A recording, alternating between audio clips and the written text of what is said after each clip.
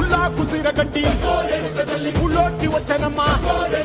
చాలారి పూలు పెట్టి జాతరులు తెచ్చనమ్మా తంగేడు పూలు పెట్టి